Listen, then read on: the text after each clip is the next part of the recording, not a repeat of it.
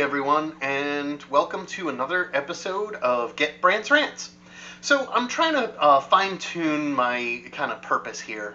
As highly political as I am, and I am going to talk about what's going on here in Maryland, specifically with regard to the coronavirus pandemic, the economic downturn, etc.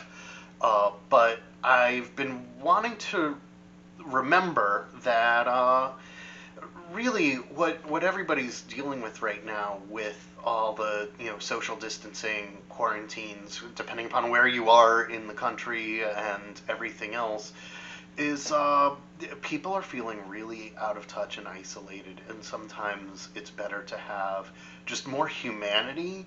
I think there's enough people talking about Donald Trump, Bernie Sanders, and Joe Biden.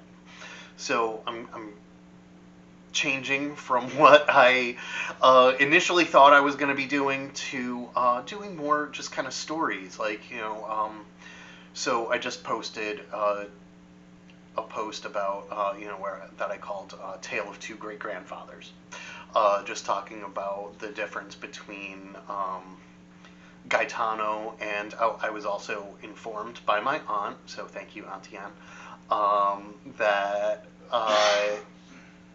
my other great grandfather's name was actually Guido Bavona. So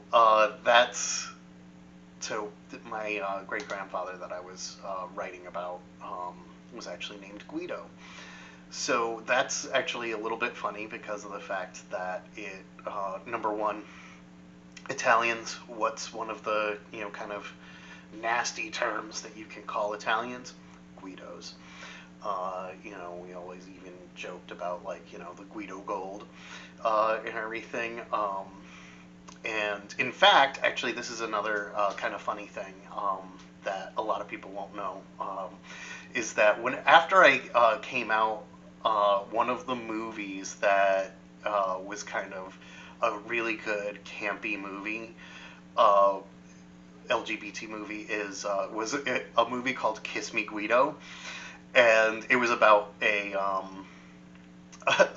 gay Italian guy named Guido who got dumped by his ex-boyfriend, and he left him for another guy who changed his name to a gesture. So it's a really funny movie, really hard to find now, but anyway. I hope people do actually check out that post and talk about and see the difference in what makes certain things meaningful, and how, for me, all of this stuff of these corporations, and right now especially whenever we're talking about this pandemic, one of the biggest things that people are really worried about, that a lot of people are calling for more on the left than on the right, is this thing. So dealing with rent and mortgages, because the last thing we want in the middle of a pandemic is for people to get thrown out onto the streets, where presumably they are much more likely to then contract and spread a virus. So we want to keep people in their homes and businesses as much as possible. So the rent and mortgages are a big deal. Again, here in Baltimore, I have friends. I have friends that I care about a lot. Four of them who are kind of millennials who work in either DJ, restaurant, bar. I have a lot of friends who are drag queens, doing all of that type of gig work, that they lost their income, and a lot of unemployment isn't going to cover them. And so anyway, this one particular group of friends of mine, I hope they don't mind that I'm kind of referencing them. I'm not going to mention any of them by name or anything like that. But one of the things is that they did have a little thing on social media where they posted a text message with them reaching out to their uh, landlord and just letting them know all four of us have, so that's four people living in an apartment, first of all, and all four of them have lost all of their income. So that's a big deal. And, already they're getting problems, and so even though, because of the actions that Governor Hogan has taken, they can't get evicted, but that doesn't necessarily mean that the landlords aren't still charging for rent. And so that's going to be a big thing in the next few months because, say several months down the road, even though evictions aren't taking effect, once this coronavirus pandemic is done and, once things start going back to some sort of business as usual, I have a very bad feeling that a lot of these landlords and everybody are going to are going to do a massive eviction move to try to get anybody who fell behind during this period.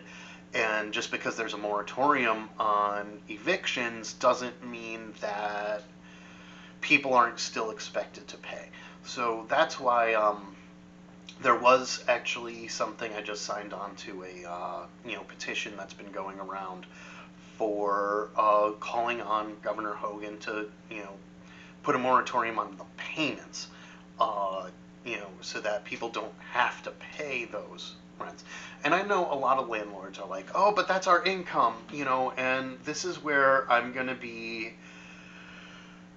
a little atypical for myself. Usually, my position is to be, no matter what human being you're dealing with, like, I do a lot of protests, and, one of the things, even though I speak out against police action a lot of the time, one of the first things I usually do is at protests is, either talk to or near at least cops where you're letting them know that you remember that they're a freaking human being too.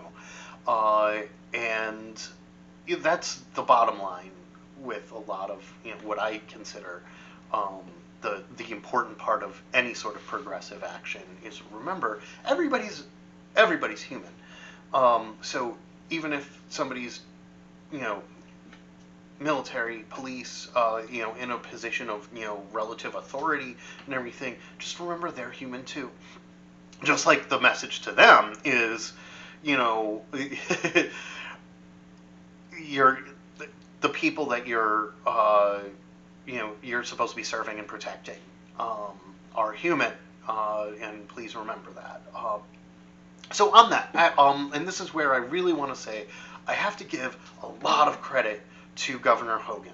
I don't normally like praising Republicans. It's a brand new day. It is a brand new day today. I have to say, people like Mitt Romney and Governor Hogan, Tom Cotton, where did that come from? Are actually starting to do the right thing. And they need to be given credit for that. It's kind of that irony, just like we were, saying about how it's a big deal that, all these people have attacked, Bernie Sanders because he praised Cuba's literacy thing. It's like, even if somebody's done horrible things for their entire life up until now, if they've started doing the right thing now, give them credit. Even though you might still have to hold them accountable for some of the stuff that they've done in the past, give them credit for what they're doing that's good now, or what they have done good, because that's the best way that you can convince people to continue doing more good. It's just like with call out culture. There's pluses and minuses there. But one of the benefits of, with calling people out for things is to kind of shake them or jar them out of their bad habits. It's similarly, you have to give positive reinforcement whenever people are doing the right thing. So Governor Hogan doing really well. I have to say, especially he did a live stream today. So some of the main points of that live stream are that he did not actually issue a shelter-in-place order, which a lot of people were expecting. And I have to say, I commend him for it. I commend him for it, and here's why I feel particularly that I need to commend him for this in particular. Because before this whole coronavirus thing happened, and what you'll actually notice if you go into my history, the very first post I put onto this site was actually dealing with how Governor Hogan was trying to push a kind of authoritarian policing state of emergency kind of a thing, dealing with violent crime in Baltimore. And the whole point of it was that it was going to be doing, adding more police, dealing with something that, like, again, we've got our homeless population, we've got our squeegee people, we do have violent crime. Most of it's because of, again, the whole economic opportunity thing. If people don't have the resources that they need to survive, they're going to do really counterproductive things in order to try to get what they need. When people's needs are met, they tend to do less crazy, obnoxious, violent, etc. things. My hope, and this is kind of my plea for Governor Hogan, is keep on this. It's a fine line. It's that, like, hard dynamic. I think you're doing well. I think you've got it spot on here. Please look into the proposals and petitions about holding off on people having to make rent or mortgage payments while this pandemic is happening. If landlords, etc., need a bailout later, we can deal with them having a bailout later. But number one, I tend to be much more labor focused, and I have a little bit of a kind of angry thing of, like, owning property is not a job. And if your only means of gaining income is charging other people to be able to live in their home,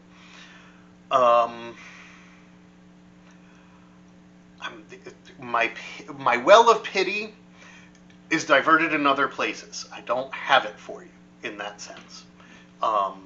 Hate me all you want for it. If you're a professional landlord, I'm not pitying you for what's happening in coronavirus land. Sorry. Anyway, so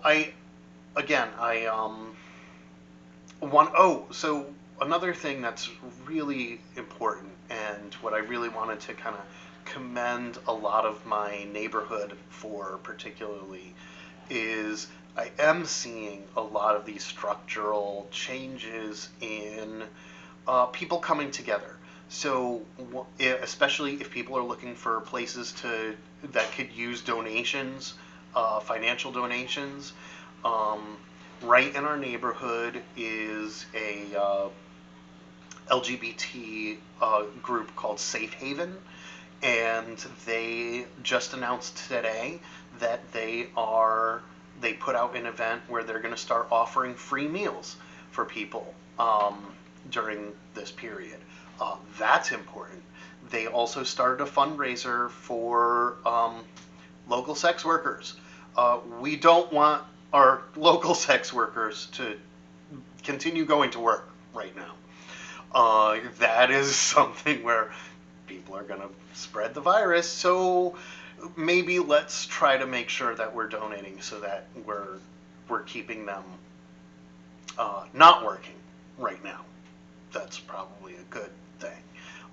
make sure that they're wherever they need to stay and hold up and stay healthy and keep the rest of the population healthy.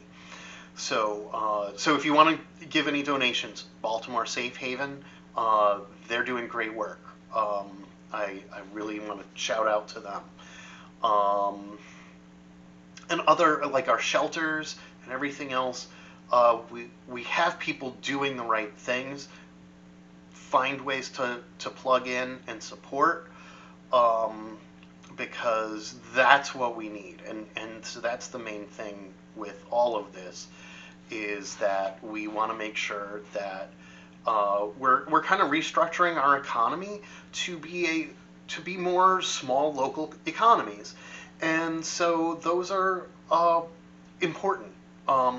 So I feel more hopeful today than I have felt in a while, and that again, I gotta give a lot of credit. I've been watching all the live streams. Again, I was a Bernie Sanders supporter before.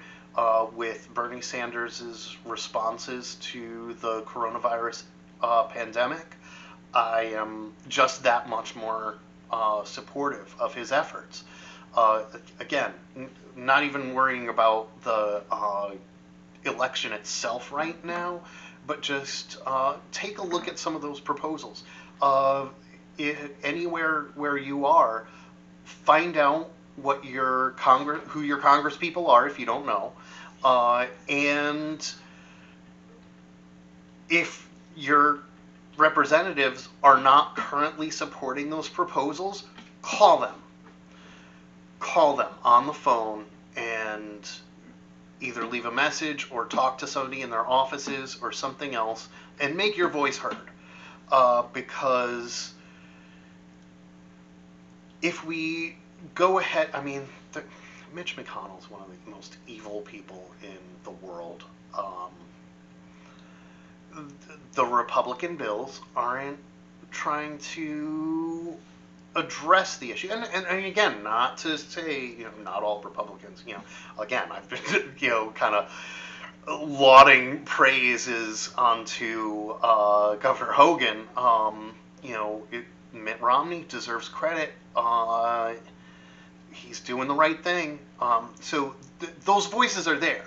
Republican and Democrat, those voices are there. There's also a lot of Democrats I'm really not happy with right now. That's okay.